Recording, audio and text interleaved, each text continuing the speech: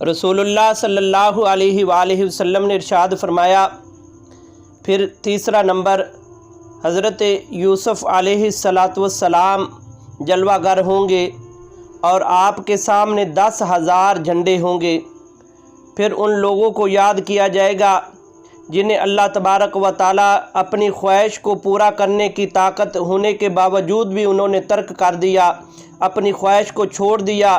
اور اللہ اور اس کے رسول کے حکموں کے مطابق زندگی بسر کی۔ اللہ تعالیٰ فرمائے گا یہ لوگ کہاں ہیں؟ وہ لوگ جمع ہو جائیں گے تو ان کی امامت جناب حضرت یوسف علیہ السلام فرمائیں گے اور یہ سب لوگ جناب حضرت یوسف علیہ السلام کے ساتھ جنت میں داخل ہو جائیں گے۔ اس کے بعد حضور فرمایا،